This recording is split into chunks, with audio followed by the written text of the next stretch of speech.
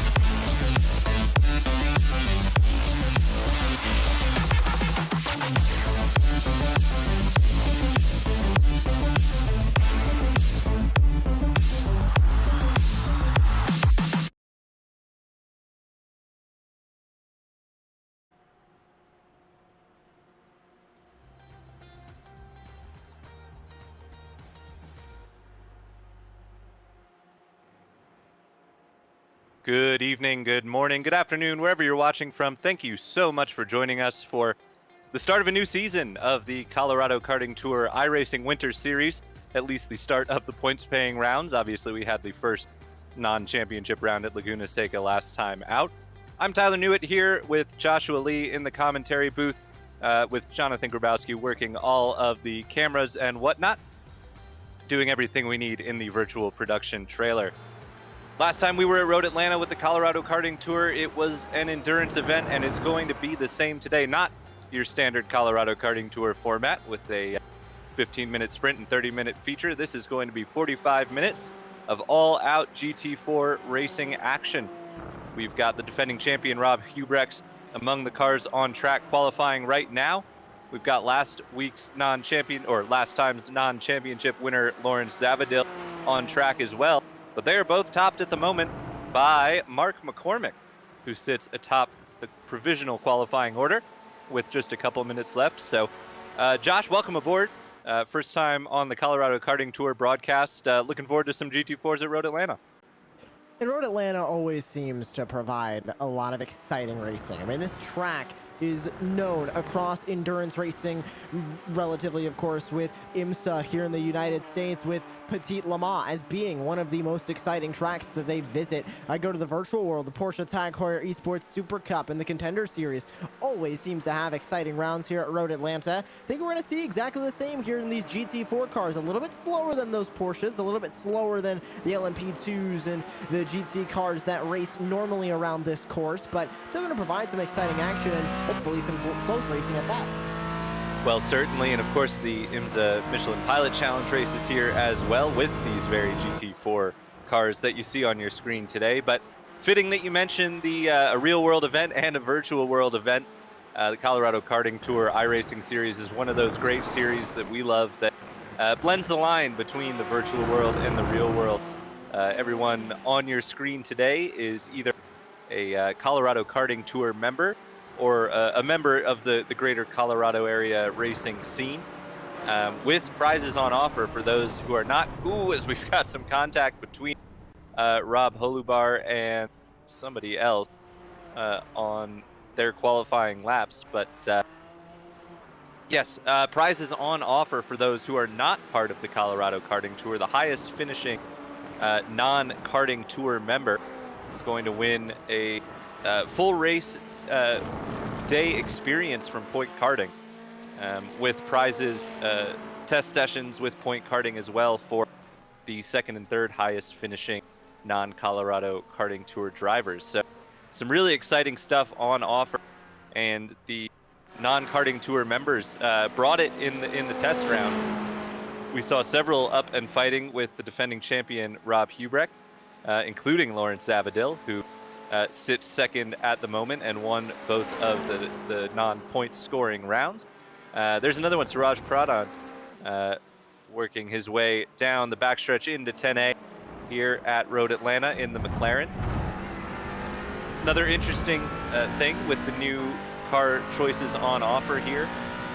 Obviously, last season was the USF 2000 car, everybody in GT4s, which means they have some car choice available to them. And there is some variety between the cars. The Porsche and the McLaren have different strengths around the track, the BMW as well, and different strengths over the course of the race as well. So that'll be something to keep our eye on. We've got two Porsches out front with McCormick and Zavadil, and Rob Hubrecht's there third in a McLaren. I believe Jeremy Davis is the only brave soul in a BMW today. He has qualified provisionally 17th. BMW can certainly be quick, but it is a bit of a handful from personal experience. Just getting to the end of qualifying here, we'll get you the rundown. Michael Janevic's the last car on track. We'll see if he can improve his time, but shortly we'll be ticking over to the race.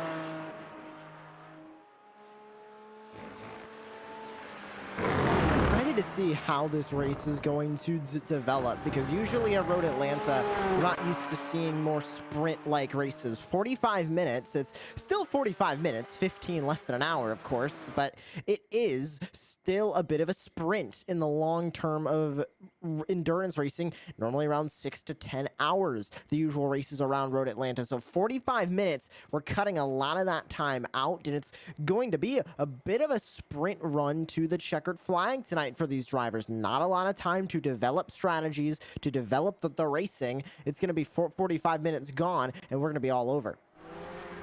Yeah, and I got a little ahead of myself there. We actually have a 5-minute warm-up session before qualifying, so before the race rather, and after qualifying. So we'll keep bringing you up to speed with what the Colorado Karting Tour iRacing Winter Series is all about, as we see Mike James heading out on track in his Porsche. Number of, as we mentioned, real-world drivers in the series, driving everything from karts, obviously, with the Colorado Karting Tour, to some club racers as well. We discussed last time, Kenny Schmid has actually driven and drives the Porsche GT4 in some series. Ooh, that's Tracy Walker-Scott going for a spin there. But yeah, so Kenny Schmid familiar with these cars, and certainly that's going to do nothing but help him, you'd imagine. He qualified in 5th, so definitely has some pace here. There's Brian Bruzzi. Was an interesting last season and start to this season for Brian. He was very, very quick when he was here, but some races he wasn't able to make, and then round 1 we saw he had technical difficulties that kept him from taking the grid, or round 0 I should say, kept him from taking the grid, and then in the reverse grid, round 2, or second race from the non-championship round, got caught up in a lap one mess, I believe. So we know Brian is quick, but once again, he's not set a qualifying time. I don't know if that's technical difficulties or he wants something, some challenge to work on coming from the back. He's obviously got pace. He was 4th quick in practice, so we'll definitely be one to keep our eye on him. Yeah. It's just a back to the front challenge. A super easy racing team name. He is trying to make it a super difficult race for him, but I like the confidence starting from the back, especially at a track like Road Atlanta, where passing can be seen as a bit of a premium. As he gets very loose coming off a 10B, slams it into the Michelin wall there and turn number 11. But talking about passing being a bit of a, it's not a lot seen here at Road Atlanta. Turn 1 is a bit of a passing zone. Then you're going through the very tough chicanes of turns 2, 3, 4, and turn 5. Going into the turn 6 and 7 complex. You can make passes into 6 and through 7 if you set that pass up going through turn 6, and then through the kinks of 8 and 9, basically one long straightaway and going down to the 10A, 10B chicane. You can make a pass going into 10A. We've seen passes be made going through 11 and 12 back to the front straightaway, but you really only have 3 or 4 main zones on this racetrack to make passes. They need to make sure they're not wasting time. Well, and it's an interesting point as well. We touched on the differences between the cars. And from personal experience, the Porsche is an absolute monster through the tight and twisty bits. It is so good through kind of turn 1 up really until you get to the back straight. But the problem is for the Porsche drivers is the McLarens can absolutely launch out of the slow speed corners, including onto the back straight. And even then they have a top speed and acceleration advantage. So it with 10A being one of the best passing opportunities around this circuit, it's not fully cut off for the Porsches. You can definitely make something happen if you get a really good run onto the straightaway, but you got to be tucked right up behind the McLaren, and you have to be confident on the brakes. So that'll be interesting to see. But still, we touched on Brian Bruzzi and how he's doing the back to front challenge. That's going to be quite a bit more difficult this season than it was last. Certainly last season we saw some drivers who started generally towards the back of the field, kind of worked their way forward as drivers fell by the wayside. But that was with fields somewhere around 16, 17 cars at a strong showing. Now we've got 26 cars. I have to believe that's the highest number of entrants for a Colorado Karting Tour iRacing series, at least since we've been covering it. So definitely going to make that challenge just a little bit tougher, but we are just about ready to get going. There is your starting grid for round 1 of the Colorado Karting Tour iRacing Winter Series here at Road Atlanta. Mark McCormick, debutant, I believe, will be leading the field to green from P1. He will be joined on the front row by Lawrence Zavadil, winner of the non-championship rounds at Laguna Seca.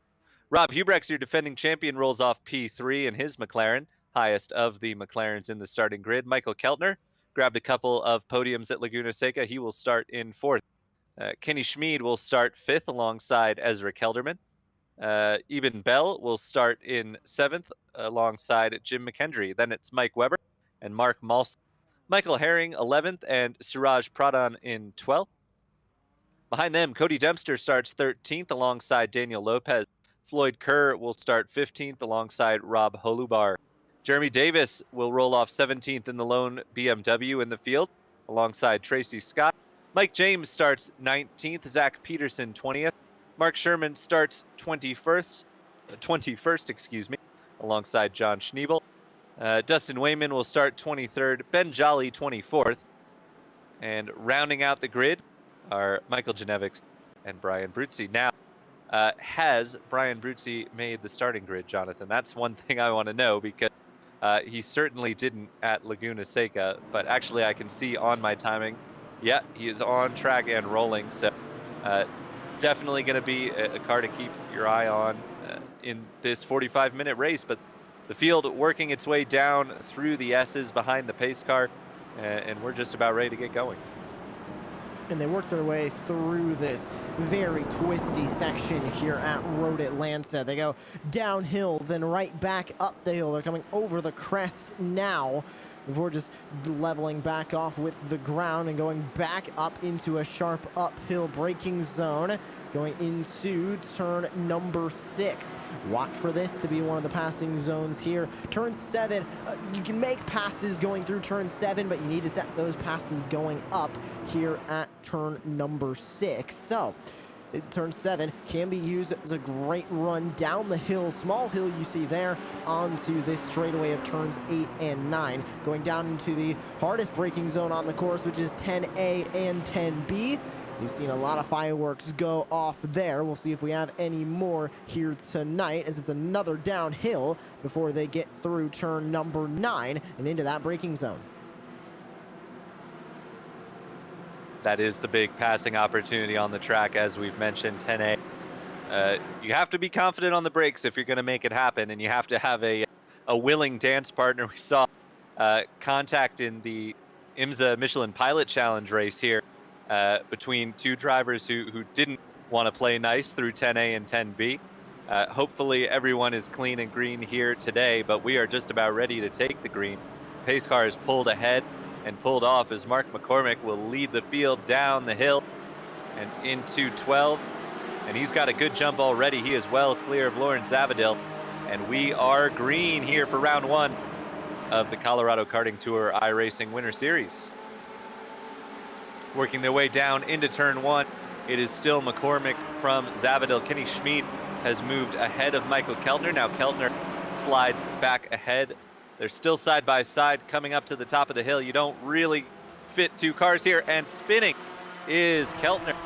So Michael Keltner, who had a very strong showing at Laguna Seca, is going to have to work his way forward from the back here, as he has to wait for the entire field to go by before he can rejoin in his portion.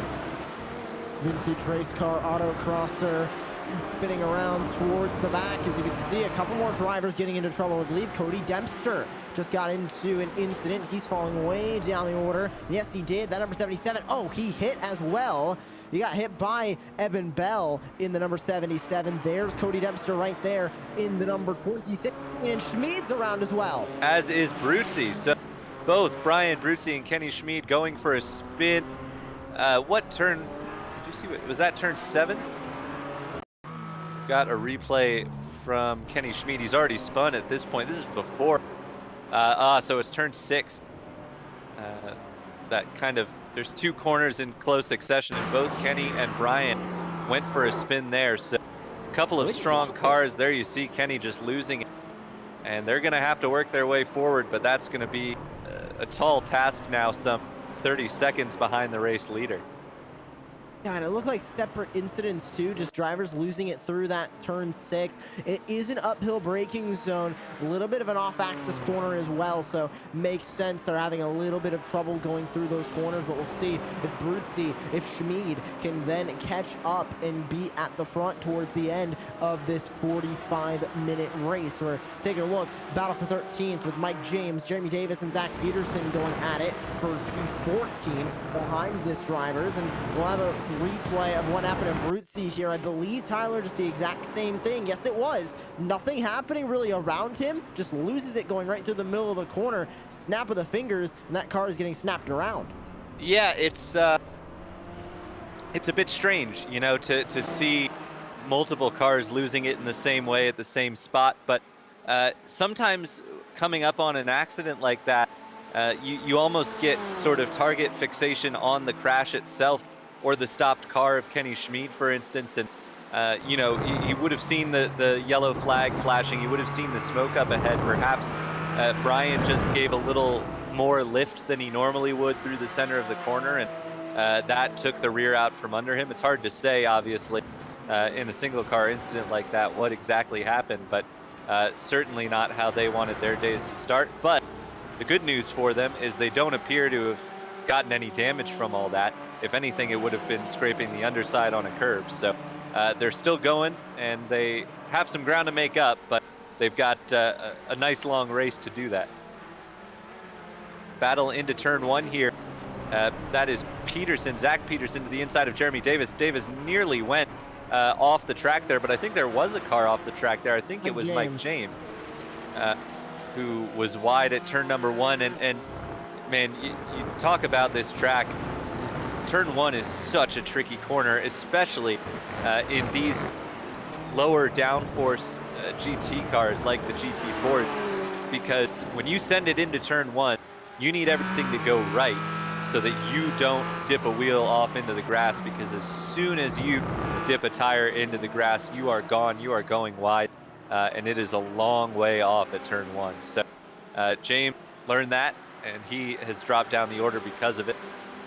But he likely will not be the last driver that we see that from today. Track limits argument does not work here, Tyler. It is grass everywhere that it is not pavement. Anywhere that's paved, these drivers can run. Anywhere that's grass, obviously, they can't go there. Side by side into the corner. And Robert Hollebar in that Porsche is going to lose out on a spot too. The McLaren of Zach Peterson, who just went by him. Peterson up and into P number 12. OR F1 2019 Season 5 runner-up in Season 6, third place in the North American Division. Let's see if he does here in iRacing as we go on board with Michael Herring, battling with Suraj Pradhan right behind him by about a half second. Yes, Suraj had a strong showing in at least race number 1 at Laguna Seca. I don't remember where he ended up in race 2. I think he ran into a little trouble, but yeah, you talk about track limits, Josh. That corner they went through right there is really the only gray area, and it's because that curbing extends all the way to the access road, and you can use it. You can get all the way up on that curbing in these cars, but it is so violent.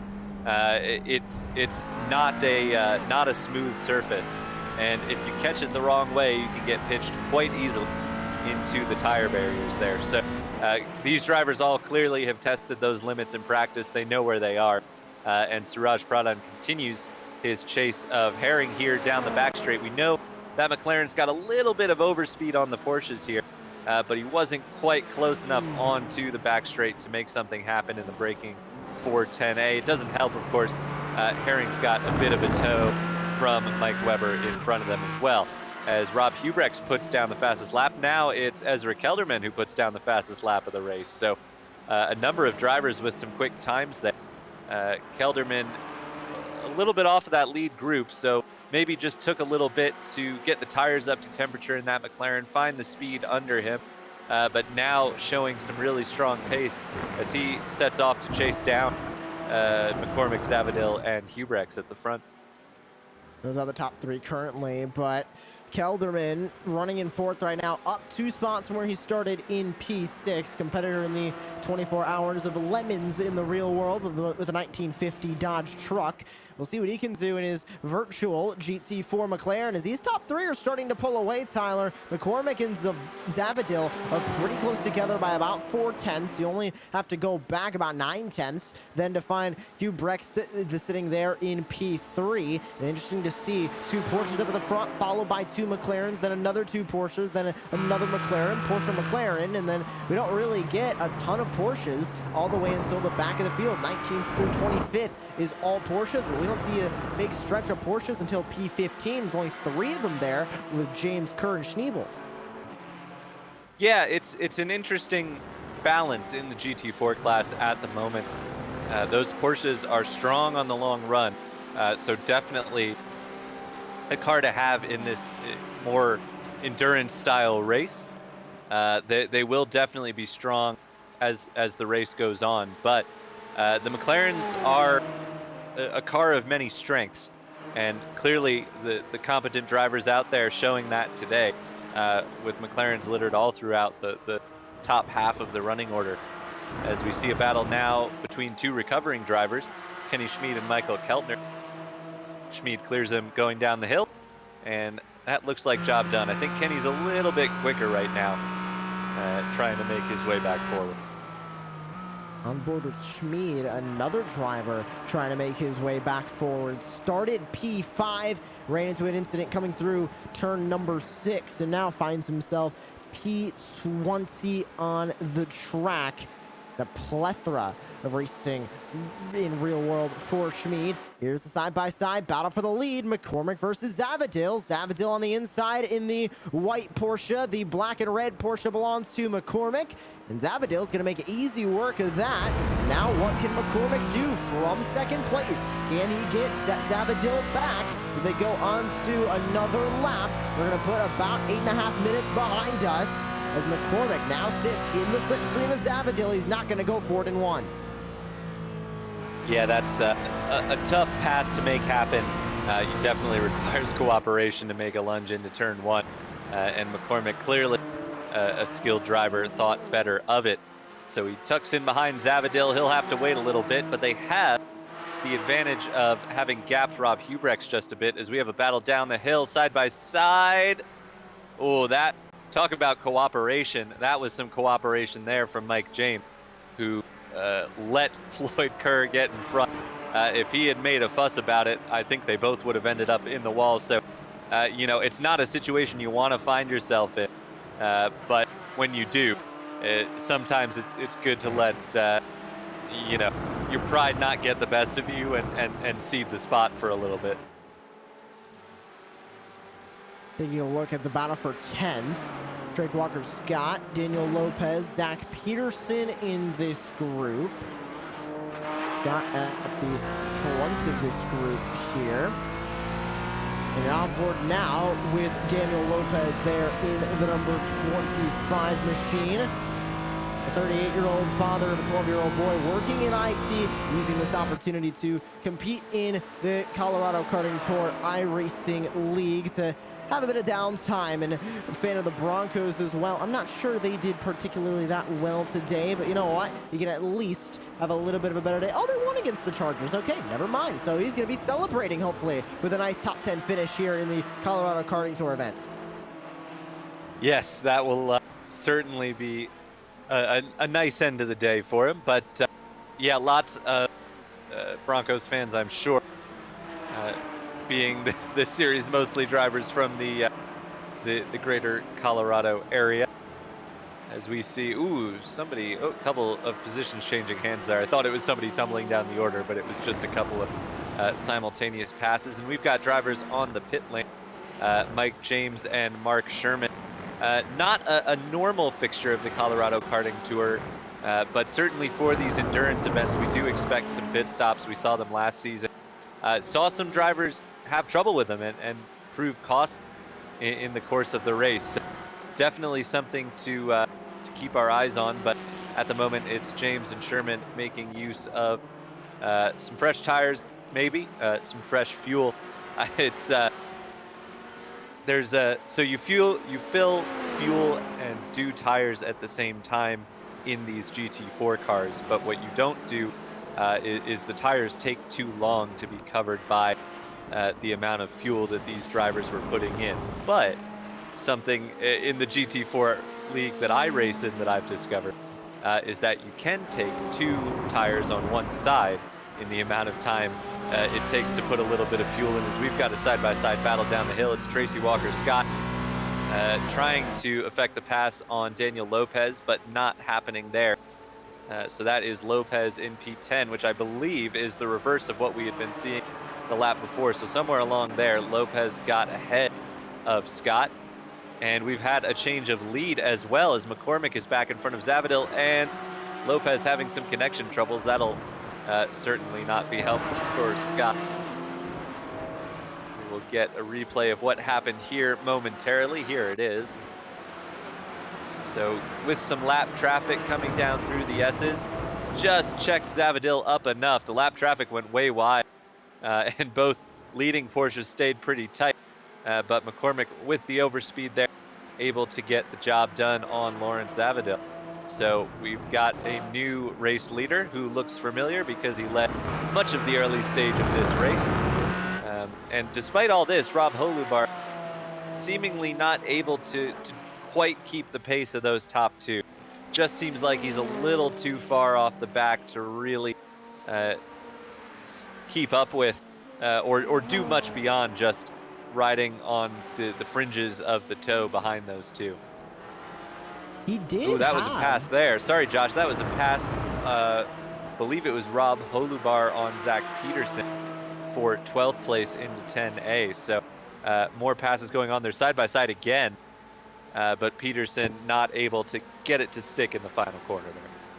Yeah, just going back to the 67, who currently runs in third, you take a look at his lap time. Last time by, a 10th faster than your current race leader, and some odd, about 8/10, or say 6/10 some odd, faster than the driver in front of him of Zavadil. And he's about 2/10 faster than Kelderman behind him. So you take a look at the lap times, he is starting to get a little bit faster. We'll see if that'll change any hands up at the front, and we'll see if he can continue that, because remember, last time by was that time where they were held up by the lap driver, and that pass was made for the race lead. So if the 67 can continue to clock off these lap times, continue to get faster, would not be surprised if we see a top 3 battle for the lead here soon. It looks like that number 67 McLaren is cooking around Road Atlanta. Let's take a look at the lap times this time by. How are they going to stack up for these top 3? Top 2 across the line, 126 flat, 126.2, and another 126.2. So at least 67 faster than McCormick that time, but Zavadil just gained about 2/10 on the driver in front of him. He's right all over the back bumper to the 8. I think a lot of that has to do with the benefit of the toe. Obviously, McCormick not afforded that benefit from the race lead, but Zavadil right up in behind the number 8 car. I think these two drivers are pretty much even on in terms of pace from what we've seen so far today. They can definitely both lay down a quick lap when it matters. I think Rob was a bit fortunate to still have the toe that time around that kept him mostly in check with the race leader, but I do worry that we might see him drop a little bit further back on this lap as he was before, as they're 3 wide at the bottom of the hill. That is not what a place you want to be 3 wide, but everyone mostly has it sorted now. This is the battle for 7th place. Mark Malsum has it. Michael Herring wants it, and Suraj Pradhan is hoping that they take each other out and he can slide on through. So a 3-car battle at the moment. 2 McLarens and a Porsche here, and Mark Malsum leading the bunch. Take a look at this 3-car battle. Malsum, Herring, and Pradhan. You're on board with Herring, who sits in the middle of this group, and there's the dive, and he's gonna let him have it. Malsum's not going to fight that one. A great move from Michael Herring there to move up into P7. 1 Porsche versus 2 McLarens. Malsum's gonna take a peek to the outside, not able to do anything through turn 12. Here they go back into turn 1. This time the McLaren's not gonna be close enough. He's gonna go for it. Going a little bit wide on the entry is Herring. He hits that apex, however, and is gonna continue to pull away. Now the McLarens are gonna have to fight amongst themselves. Malsum and Pradhan both gonna start fighting each other there in P8, as these 3 are gonna stay together by about 4/10. Well, that's, we were talking about the differences between the cars. That's a driver who knows the advantage of the Porsche is on the brakes. And Herring was very confident on the braking into 10A, and it certainly looked dramatic, the difference in braking capability between Malsum and Herring, but that is really just the difference between these cars. And you saw with the way that Malsum fought back, the McLaren is much better on acceleration out of those slower speed corners. So it really was a matter of Herring getting in front on the brakes, which he can do with that Porsche, and then shutting the door, because that McLaren is going to be right back on it as soon as they're out of the braking phase of the corner. But right now it's McLaren on McLaren, as Pradhan wants that 8th place. Malsum dropping back a bit, but obviously similar braking capabilities between the two there, and Pradhan has to wait for another opportunity. They certainly don't want to lose the draft off of Herring right now, who is getting the benefit of the tow from some lap traffic here and trying to stretch the gap back to the 2 fighting McLarens. Well, closing in now, and about halfway, and going a little bit wide was that number 9. We go back to the battle for the lead. Zavadil closing back into McCormick. He was closed in a lot more a couple of laps ago, but since then has fallen off just slightly. They're going to continue to fight, however, for this race lead. Expecting now about 1.7 seconds back to third place is really going to be the McCormick and Zavadil show at the front of this field. Not really expecting anybody to get into this. Zavadil, a former motocross racer, started when he was 5 years old and is looking forward to this season of the Colorado Karting Tour here in Sim, and is looking to walk away with win number 1 in round number 1. But McCormick currently still setting the pace by over 2.5 tenths now, able to close that gap again as another personal best is set by the 24. Yeah, that toe really helping Zavadil there. I mean, the lap times are nearly identical between him and McCormick, but that's just more a matter of him being so close to McCormick that unless he's losing time, he can't do much other than what the pace McCormick is setting in front of him. So Zavadil, though, clearly, we saw how quick he was at Laguna Seca. We know he's got the pace. McCormick has showed up here this week and shown that he's got pace to compete. And I think Rob Hubrex is sitting there hoping that these two might come to blows at some point in the next 25 minutes, because otherwise, Rob is a guy who I would wager is pushing as hard as he can right now. And it's not quite enough for those top two at the moment. He'll certainly be hoping for some luck to fall his way.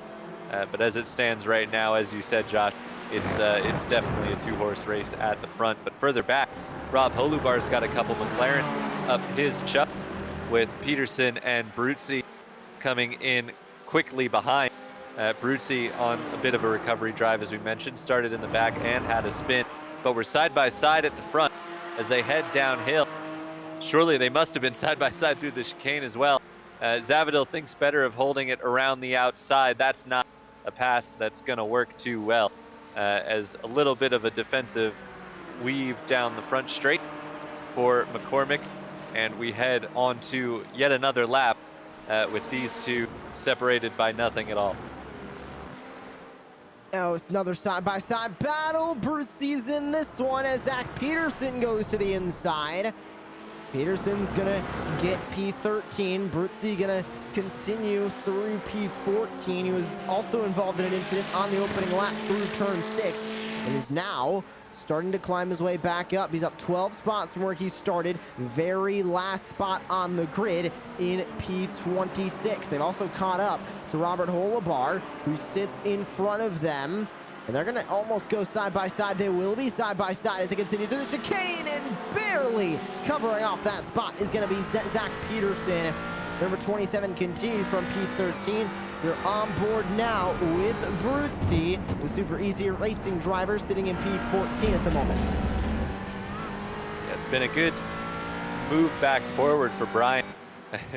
Technically up 12 spots from where he started, but that doesn't even factor in the spin he had on lap number 1. So that's 12 spots from where he started, plus you factor in a spin there. He's been doing well to move forward. In fact, he is the highest mover of the race. The only driver who's moved forward double digits. A couple drivers, unfortunately, have moved backwards double digits. Kenny Schmid, Michael Keltner among them. But they're side by side down the straight, and here you really see the power in those McLarens on the straightaways as they just swarm past Rob Holubar, and it had him in such a position that he couldn't use the advantage of the brakes in that portion, and he has to settle for a couple lost positions, as ducking into the pits is Peterson. So interesting there. Just as soon as he gets by Rob Holubar, Zach Peterson heads for the pit lane for his scheduled service and leaves Brian Bruzzi to push on in 12th. Bruzzi now is looking really well to get himself up to the front. Zach Peterson's into the pit lane. Wondering if that's going to be his scheduled pit stop for the race and about halfway through this race, or if that is going to be an unscheduled one where he brings it down into the pit lane. We'll soon find out, but continuing now, taking a look at Mike Weber, who sits there in P5, holding off Jim McKendry, who currently sits behind him there in that 6th spot on the racetrack. The number 19 and the 18 going to go down the hill through turns 10A, 10B. And no change of position yet for this 5th spot. And they'll continue here at the front. 1:25.502, the fastest time of the race, just set by McCormick. And he's still in a battle with Zavadil. They're not going to take their pit stops yet. Wondering if Zach Peterson pitting so early, I believe it put him 1 lap down. Yes, it did. He's definitely going to be way behind now, even after pit stops cycle through. Yeah, it was definitely a long pit stop there for Zach Peterson. I'm pretty sure he took tires. Some of the drivers we've seen stop have not taken tires. Among those, Keltner has been in for fuel only, Mike James as well. With the setup that these guys are running, these cars will go for about half an hour. So you'll definitely need to stop for fuel. As we kind of discussed earlier on, you can't really do the full set of tires covered by the fuel, but you can do a couple. Whoa, as that was James, I think, way off the track. Just missed his braking in front of the leaders as they work their way through, and Hubrex gets through all right there. So if you're taking 4 tires, which I believe is what Peterson did, it will take quite a bit longer. And he now sits in 20th place behind a couple of cars who have already stopped. So perhaps not the best strategic call there, but we'll certainly have to wait and see. I know the McLaren is harder on its tires than the Porsches are, so that might just be a necessity of the car choice there for Zach Peterson, as we've got a battle here between a couple of Porsches, Mike Webber and Jim McKendry fighting over 5th.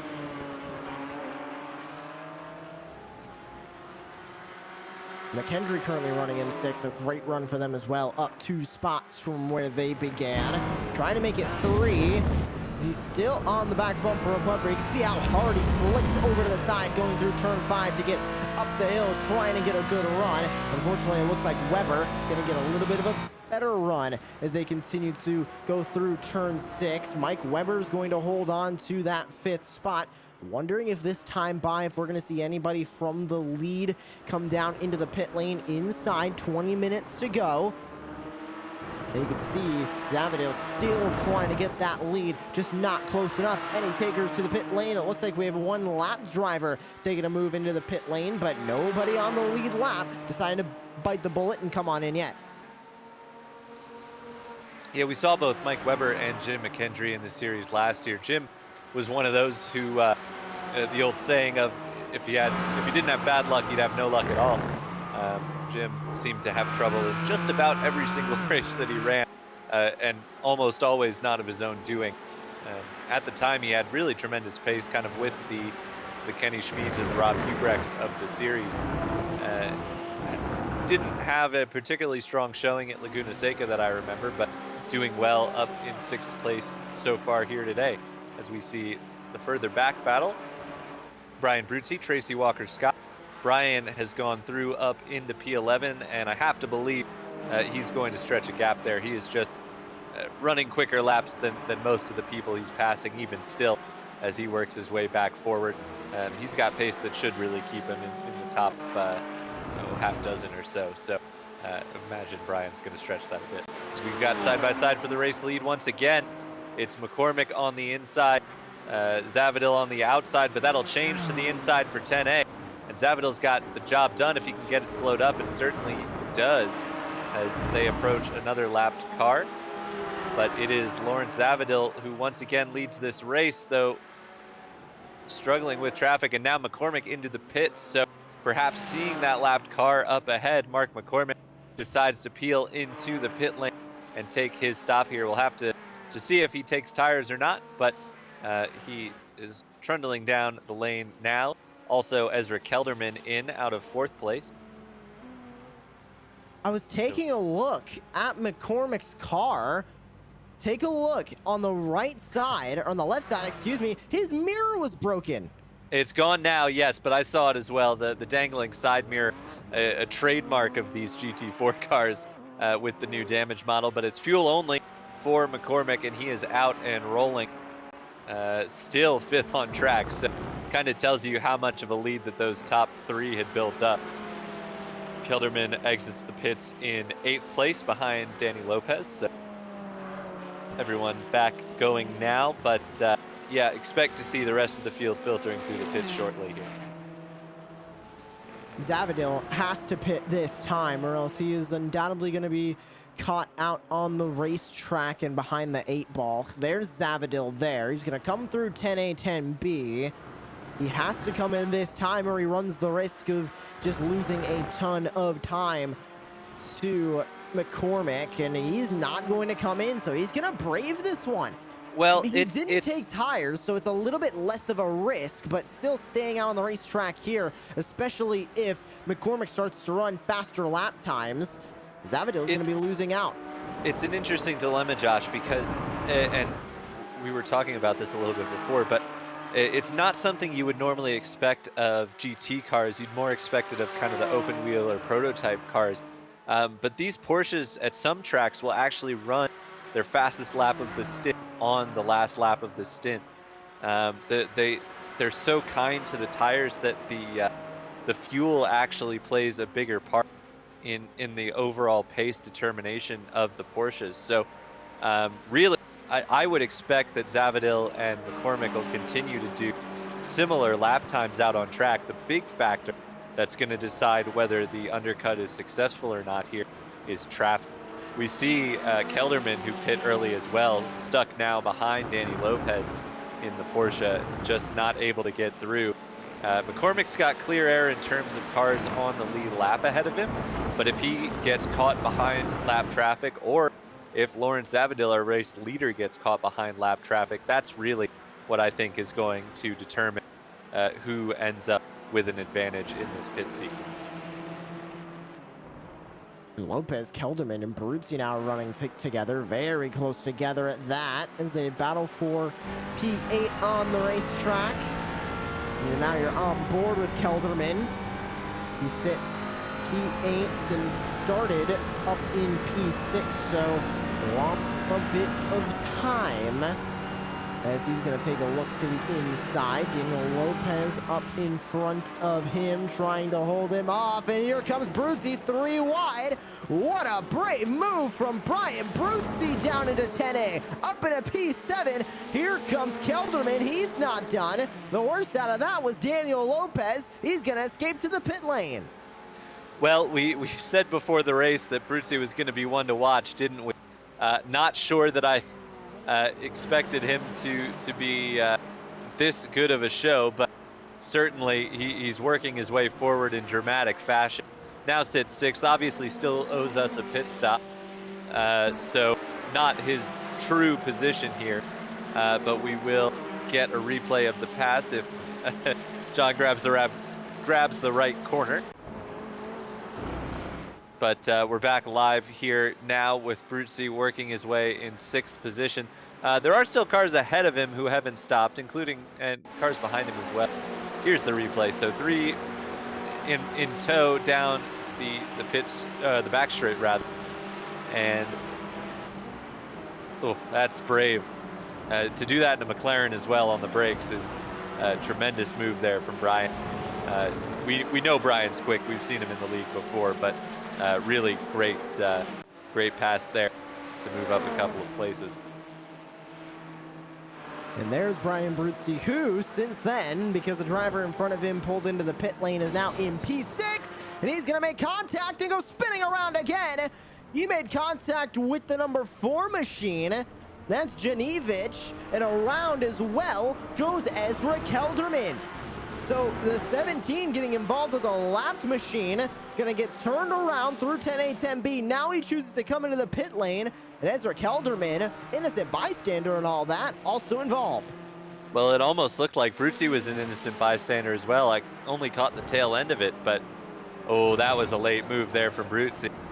Yeah, the lapped car, you know, you want the lap cars to be aware of what's going on around them, but that was a little too much of a send, I think, at risk of inserting my opinion into it. But he comes down pit lane and gets that repair. So clearly that's good for him, lucky for him that he was in the window there. But That'll be some lost time regardless, as he exits the pits in 14th place, it looks like. Kelderman, though, has stayed on track. Kelderman did not elect to come down the pit lane, but now sits 9th place and almost last of the cars who haven't pit yet. That honor goes to John Schneebel, but Kelderman last of the front runners yet to pit. So that's, as you said, innocent bystander for sure was Kelderman.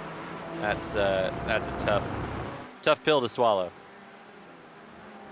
Nearing in on 10 minutes left, so we're running out of time for these drivers to do anything on the racetrack. Taking a look at who has not pit. Top 4 have not come in, so that's Zavadil, that's Hugh Burks, that's Weber, that's McKendry. Also not coming in is Holabar, Schmid, and Davis. And you can go all the way down to Schneebel as well. He has not come into the pit lane, but we're still waiting on 8 drivers to come into the pit lane. Looking like Mark McCormick is going to be the driver to get cycled back to the race lead. Pit lane time at about 37 seconds. Gap to the lead from McCormick to Zavadil is about 28 seconds. Looking like it's going to be an easy pass for the race lead with McCormick, as Zavadil will need to pull into the pit lane here soon. Well, it looks as though that last time around, Zavadil was caught in traffic. Not this time through, a 25.3, but his previous lap was in the 27, while McCormick has been able to do pretty much unobstructed 25s. 25.41, his personal best last time through, though this time a 25.36 from Zavadil will help a little. I'm not sure where the pit lane time that we have starts and ends, but I don't know that it's quite as big a net difference as what we're seeing, because I think as soon as they peel off into that access road, it starts the counter on the pit timers. I think there was a car off at turn 1 there. Was that Jim McKendry? Yes, it was. So Jim McKendry a little wide at turn 1. We talked about how nasty that grass is if you get so much as one tire off. But Jim McKendry, who still owes us a pit stop, not a happy camper after his trip through the grass. Here we see Davis in 8th, under pressure from Kelderman. Both drivers also yet to stop. But it'll definitely be quite interesting to see where Zavadil cycles out relative to McCormick. He's been able to stretch a huge gap over Rob Hubrecht, some 5.5 seconds. That is quite a bit bigger. I think Rob had an incident. Now we've got Zavadil in the pit lane, so we'll keep our eyes on McCormick, who is working his way down the backstretch now. Time Zavadil ticking in the away. pit lane. Yeah, so the pit lane time, it's about half gone for Zavadil now. That's going to move to 67 to the race lead. McCormick's in 3rd. Here he comes through the final 2 corners. About 10 seconds left to go on that pit lane time for Zavadil. He does have 2nd pit stall. Here comes McCormick past turn 1. Zavadil is still in his pit stall, so to the provisional lead goes McCormick. Provisional 2nd place goes McKendry. But McKendry and Hugh Burks at the front of the field both still need to pit. So 1st and 3rd still need to come into the pit lane. But McCormick pit stop done. Zavadil pit stop done. Provisionally 1st and 2nd place still on the racetrack, but with 7 seconds separating the two. Yeah, that was quite a long stop for Zavadil. That looked, well, that looked like more than just pace on track difference. I think it had to be a little bit more than that, and certainly the difference in pit time shows it. You do wonder if McCormick might have underfueled a little bit, although with how late in the race these drivers are leaving it to make their stop, I'd be a bit surprised if that was the case. But regardless, it's a a big difference in fuel there, and it's the opposite of what you'd expect, isn't it? Because, well, first of all, these setups are fixed. So neither has an advantage in terms of starting with more or less as Rob Hubrecht heads for the pit lane.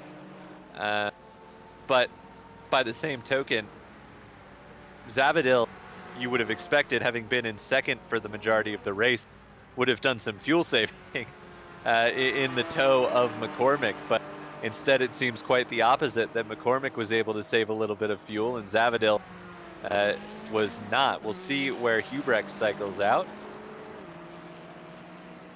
Yeah, in behind Zavadil, but critically 5 seconds less on pit lane than Zavadil was Hubrex. So clearly it was something on Zavadil's end, maybe just put too much in, but certainly the McLaren is quite a bit thirstier than the Porsches, and it's mostly balanced out in terms of fuel fill rate, but generally you would expect the McLaren to be in the pit stall a fraction longer. So clearly Zavadil there was the big loser on the stop for whatever reason. So that will move McCormick even further into the lead. And look at the side-by-side battle into 10A. Down on the bottom, that's a 20 machine of Mike James. He's gonna get by Floyd Kerr. And they're still going at it through 10B. Here's turn 11. The 68's not gonna be able to get to the inside at all. A beautiful move from Mike James to move himself up one more spot into P16, and Floyd Kerr gonna lose one more spot.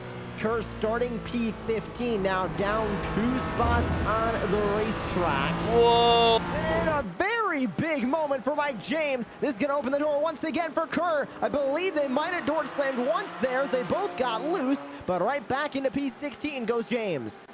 Well, you heard me, and I heard Jonathan, who you can't hear, but we both made the same remark there as James dropped a wheel at turn 1. That's not a slide most people recover from, but James was, well, either he knew what was going on or he had some lightning quick reflexes, but he caught that car that was well and truly sideways through turn number 1. That was some impressive car control there, and he, not only that, but he manages to hold on to the spot in 16th. We'll see now if Floyd Kerr can have a look into 10A, but they've got the race leader coming up not too far behind them. It'll be McCormick hoping that these two don't come to blows and potentially damage his car in 10A, but Kerr sits behind for now. 16th, 17th battle still on. There's Kenny Schmid, who we talked about at the beginning of this race, caught up in an accident through turn 6 and now trying to pick up the pieces, and he's done so pretty well. Started P5, he's still down 6 spots from where he started, but from where he was off that incident at turn 6, P11, I'd say the 3rd place finisher in the 2021 Colorado Karting Classic is doing a great job here, currently running in P11. But Brian Bruzzi, who currently runs in 10th, you can see that McLaren bottom of your screen, up 16 spots from where that McLaren started. Well, and don't forget that Kenny and Brian were pretty much in the same place on lap 1, well behind the field after their self spins. Yeah, you hate to say it for Kenny because you know, he's been great, talked to us after a lot of the races last season. But yeah, that was all his own doing on lap 1, his own incident that set him back at the start of this race. But he has done quite well to work his way back up to 11th. Don't know how many spots are still on the table for him, but certainly he pushes on and chasing after Brian Bruzzi here, who, as we mentioned, had his own self-spin in turn 6 on lap 1. Now the race leader works his way past this battle, and Floyd Kerr has gotten ahead of James as they work through 10A and B. McCormick well clear now, and he's got a comfortable gap in the remaining 3 minutes of this race. Probably gonna say, oh, that's gonna be awfully close to 3 more laps, but I think it's gonna be 2 more.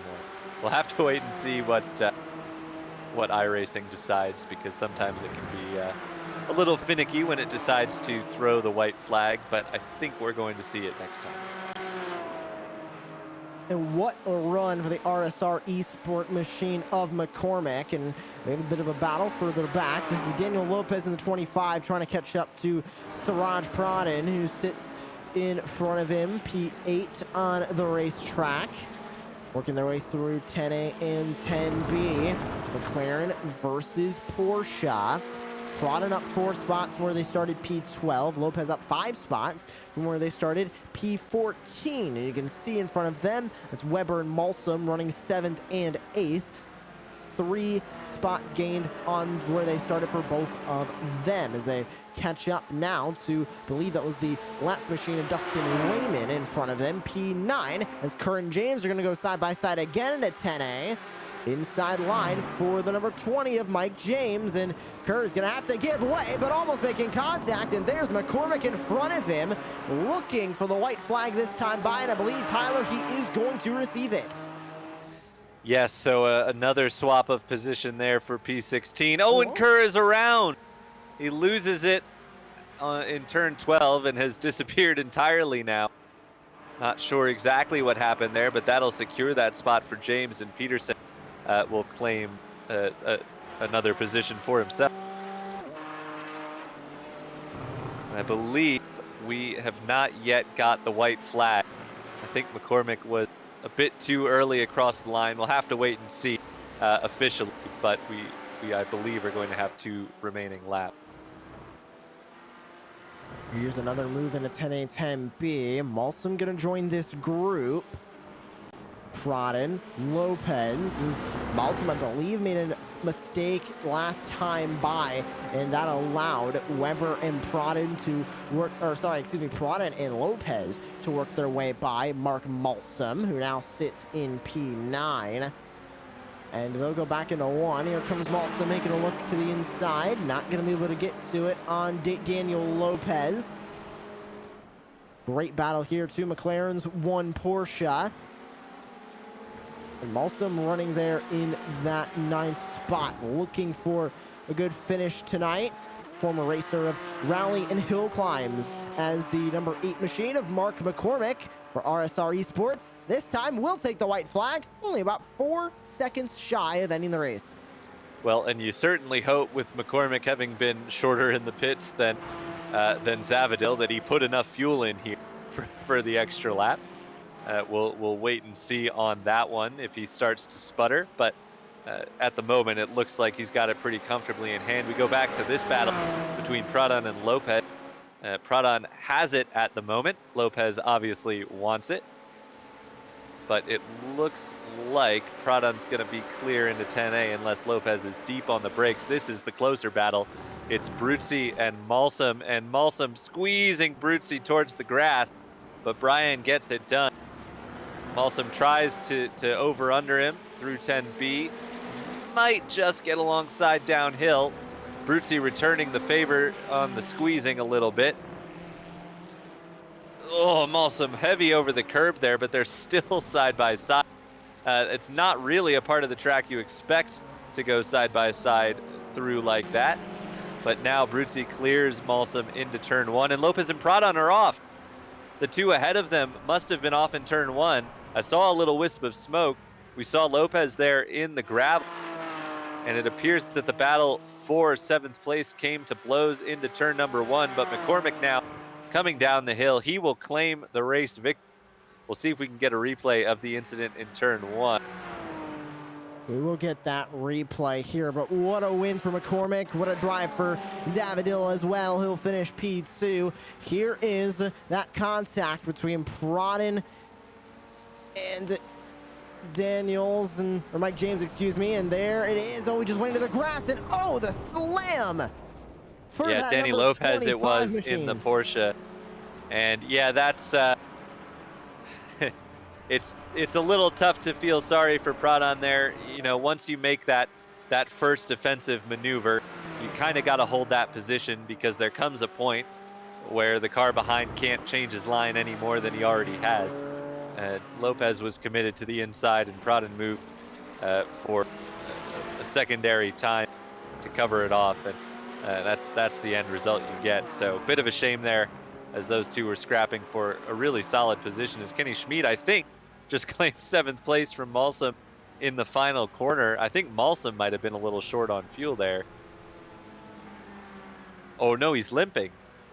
He's got a broken right front, and that was Brian Bruzzi, who had been 7th in 11th. So we missed some contact between Bruzzi and Malsum as well. Looks like there was some contact here. This is Malsum. Well, that was weird. It looked like Malsum's suspension broke as he crossed the line. But Bruzzi had damage as well. I feel like we must have missed something between Malsum and Bruzzi, but not quite sure if we're going to be able to grab that. That might be tough. But let's see.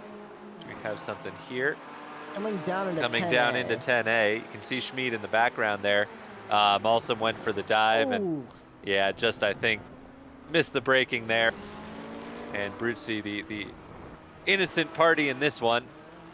Not, unfortunately for him, not his first incident in 10A in this race, but that'll do it for the race.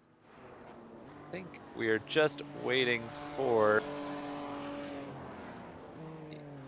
Yeah, we've got the results for you.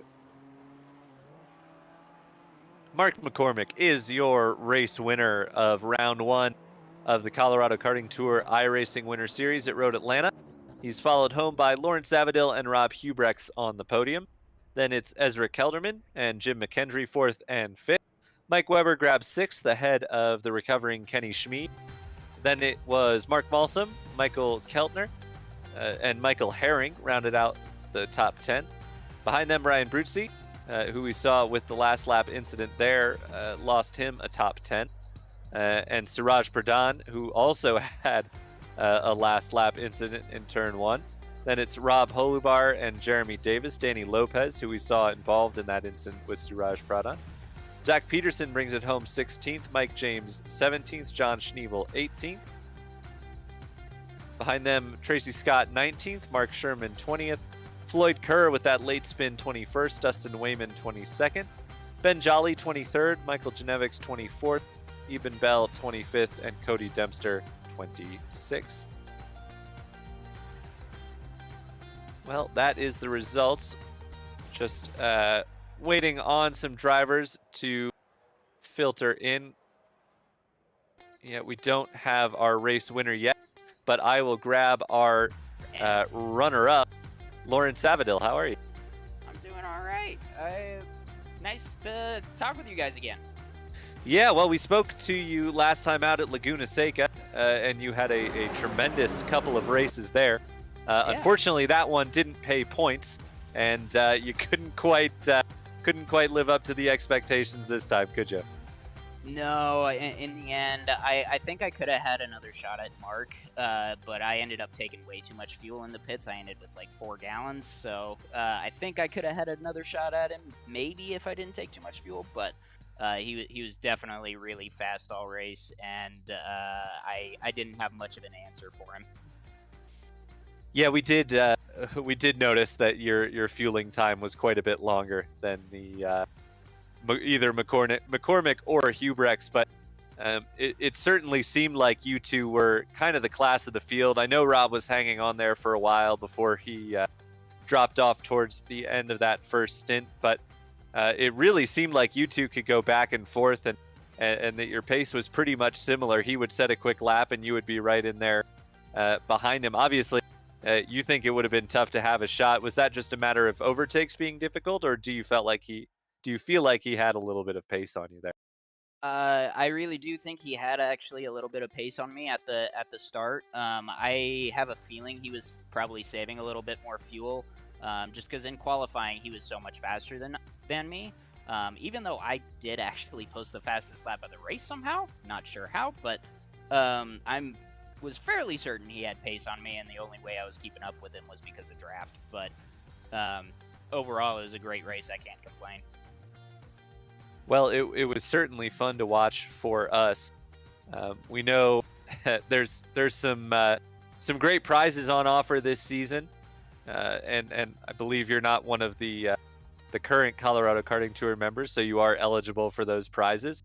Obviously, just one round under your belt so far, but are you looking forward to the rest of the season playing out and chasing after some of those prizes? Oh, I'm loving it so far. The competition seems to be tight. Rob and Mark, I'm going to have to practice a bit more to catch up to Mark, but I'm excited for some more racing and racing with Rob and, these guys. Everything seems to be pretty close and tight-knit. Fantastic. Lawrence, is there anyone you'd like to give a shout-out to before we let you go here? Yeah, shout out to RM Solo again. And then, of course, shout out to any of my family that may or may not be watching. But that's all I got. Great. Well, thank you for joining us in the booth once again, Lawrence. Congratulations on your second place finish here in round 1 of the Colorado Karting Tour iRacing Winter Series. And we'll see you next time. Thank you, guys. See you there. And Josh, I am going to grab third place finisher Rob Hubrex for you before I go check and see if we have our race winner in the waiting room. Well, Rob Hubrex, a great finish for him tonight. He's up here in the broadcast booth with us now. Rob, third place. You started third, finished third. Seemed like a solid day for you and that GT4 McLaren down there on the track. How was it from your perspective? Yeah, it was great. I'm gonna say the same thing as I did last time, which is I have very little practice with this type of car. I'm definitely more of an open wheel specialist, and since the last race, I really haven't had any time to practice with the GT4. I've been traveling a lot, so to come away with a third place feels pretty good. Now that I have some time to practice, I gotta get some of that in and catch these two guys in front of me. Yeah, they were putting a clinic on the field today, but you were keeping up there. We were surprised to see. Normally when we would see top two, we weren't really seeing the top two pull away until after the pit stops. We saw you right there running with them. So does this give you a little bit of confidence for the rest of the season that with that extra practice, you can become one of the drivers fighting for race wins? Yeah, absolutely. Yeah, it felt great to be trailing those two. I think what helped was just being close to them. Road Atlanta is such a tricky track to drive because there's so many blind corners. So to be close to them, I could kind of use them as a reference for where some of the corners were. So I was able to keep up with them that way. I just couldn't quite pull up on them, but it's definitely a shot of confidence to be fighting, close to them, at least in that early stage of the race. So round 1 is over and done. What's your predictions for the rest of the season? Assuming you can get more practice in, do you think you can make a run and become the champion? Or is this going to be a race by race thing where you're just going to try and get the best finishes you possibly can, and a championship or points is going to come later down the line for you? I think it's going to be really close this season, honestly.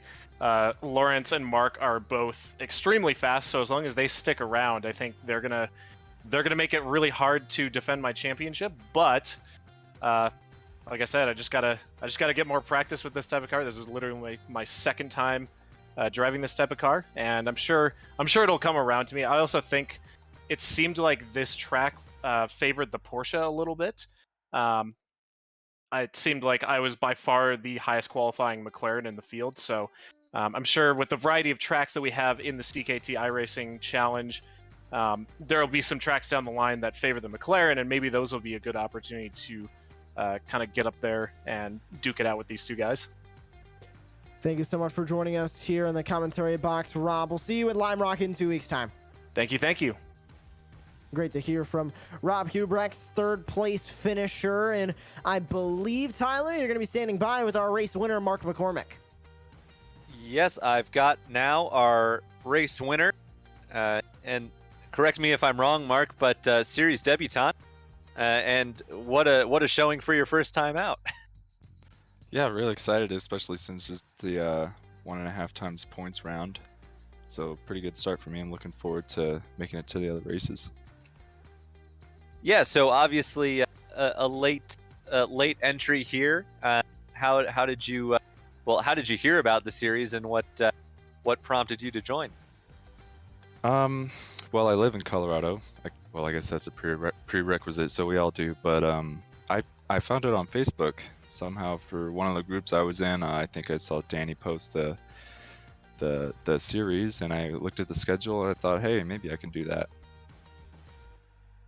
Very cool. Well, I certainly think you've showed up and put the league on notice here.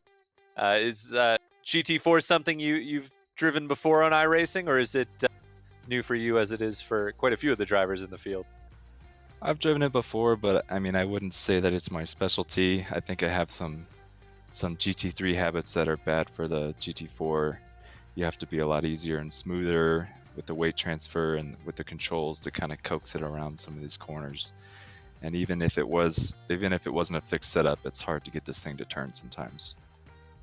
Well, having driven it a lot, I certainly know what you're talking about and know those bad habits. But you're absolutely right. It does take a little finesse, especially around a track like Road Atlanta. How'd you find the Porsche as it worked its way around those twisty bits? It's a lot of fun, isn't it? Yeah, I grew up around Road Atlanta. I used to pass it every day on the way to school, so it's special to me, and I really like coming here. Petite is one of my favorite races of the year.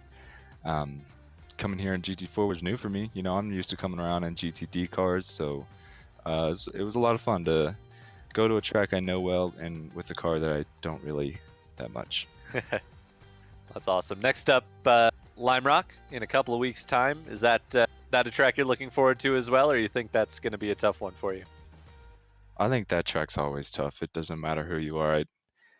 Maybe some people are good at it. I don't have a good history there. It's hard with traffic, and even if you're a second faster than someone, it's like no place to get around. So yeah, that race could get a little crazy. We'll see. Well, certainly. Well, we're looking forward to it. You guys put on a show out there today. Your battle with Lawrence was tremendous. So definitely excited to see what happens at Lime Rock. But do you have anyone you'd like to give a shout out to before we let you go? Well, you guys and CKT for putting all this on and putting the prizes out there for people to come and put their effort forth to try to win something. So thanks to you guys and my wife for watching the kids so I can do this. Excellent. Well, thanks for joining us in the booth, Mark. We look forward to seeing you at Lime Rock in 2 weeks' time, and we'll bid you farewell. Congratulations on your race win. Thanks. See you guys. And that does it for our driver interviews here for round one of the Colorado Karting Tour iRacing Winter Series. We have a great series coming up for you. As we mentioned, Lime Rock next time out, and the series will continue with some more great tracks. We've got Watkins Glen, we've got Daytona, we've got VIR, Barber, my personal favorite, and all capping off at Sebring on March 20th. So really exciting schedule coming to you across this winter series for a really excellent group of racers with prizes on offer. But that closes it out for us here at Apex Racing TV tonight. Thanks to everybody who tuned in. Thanks to Josh and John for being along on the broadcast. And thank you to all of the racers for turning out tonight. We look forward to having everyone here in 2 weeks' time on Apex Racing TV at Lime Rock. But for now, farewell, good night, and we'll see you next time.